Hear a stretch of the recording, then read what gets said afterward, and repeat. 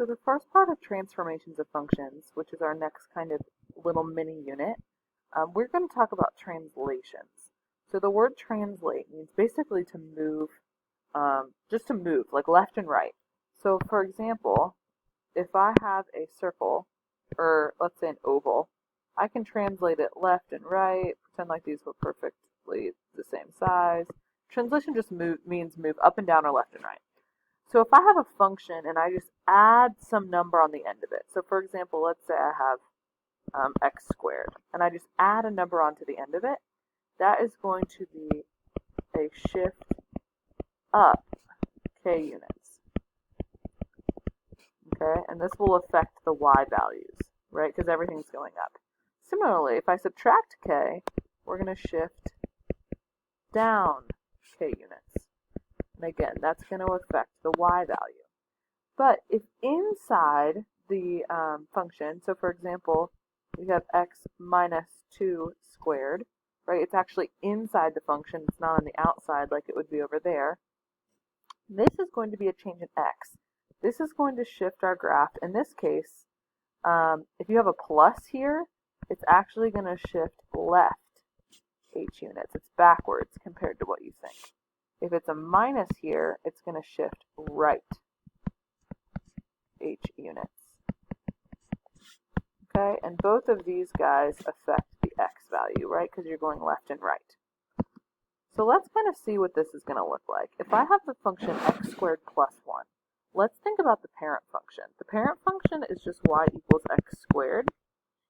Plus 1 means it shifts up 1 unit.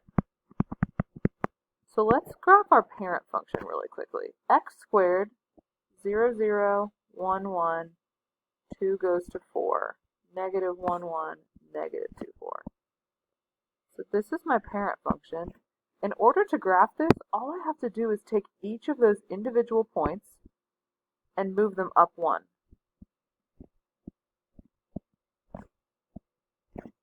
Right? And that will be my graph. Another thing I could have done is plugged in some random points. Negative 2, negative 1, 0, 1, 2. Square it and then add 1. Square it and add 1. That should be 5. Square it and add 1. Square it and add 1. Square it and add 1. And I can get my points. Another thing you could do is you could say, hey, what's the parent function, which is x squared, right? I could make a table for that. And then I said, hey, I want to move it up 1. I could literally just add 1 to all of my y values. And I would have gotten that. So there's lots of ways that you can do this. Let's try this other one. The absolute value of x minus 3. Well, the parent function is the absolute value, which looks like this, right? And then we are going to shift it. Let's see. A minus means right 3.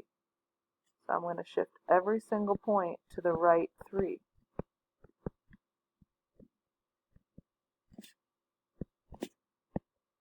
So this is my new function. So you can see a lot of this you can do without even really plugging anything in. Now let's find the domain and the range for these guys. The domain here, well, my arrows are going to forever to the left and forever to the right, and both of these actually. And my range, well, normally for x squared, the range goes from 0 to infinity, but we now bumped it up. So now the range is going to go from 1 to infinity. And the range here, well, normally the range is 0 to infinity, and it's still 0 to infinity because we haven't shifted up or down at all. So that's our first example. Let's run down here. So let's see. There's two things that have happened. We are shifting right 3 from the parent function. The parent function in this case is just the square root of x. And then we're going to go up 4. This one, the parent function, is going to be the cube root of x. And let's see, we're going left 4, right, because that's in with the x. And then we're going to go down 2. So, the parent function of the square root just goes like this. Let's see, 4, the square root of 4 is 2. It ends up looking something like this, right? 9 eventually would be 3. It would go like that. And it stops just like that, right? It doesn't go on the left side. We are going to go right 3, so take this point and let's move it right 3 and then up 4. Let's see, right 3, up 4. Right 3, up 4. So it's going to look something like that. So this is my function. Let's see, the cube root of x is that little, it looks like that little snake. We have 0, 0, 1, 1, negative 1, negative 1. Let's see, the cube root of 8 is going to be 2. Cube root of negative 8 is negative 2. So this is the parent function. All right. And then we need to move every point left 4. 1, 2, 3, 4, down 2. 1, 2. Left 4. 1, 2, 3, 4, down 2. 1, 2, 3, 4. 1, 2, 3, 4, down 2. 1, 2, 3, 4, down 2. So you can kind of see it's going to look like a snake right here. Now what you can always do is just plug in your numbers, right?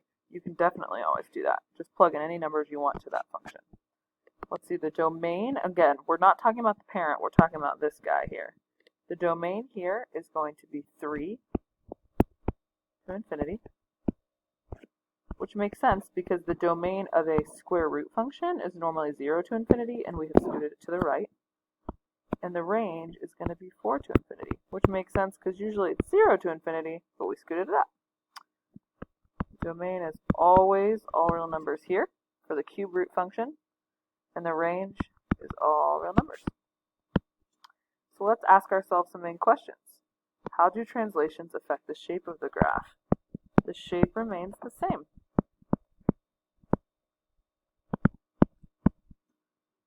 What about the domain and the range? Well, left and right shifts will affect the domain, potentially, right? And shifts up and down will affect the range.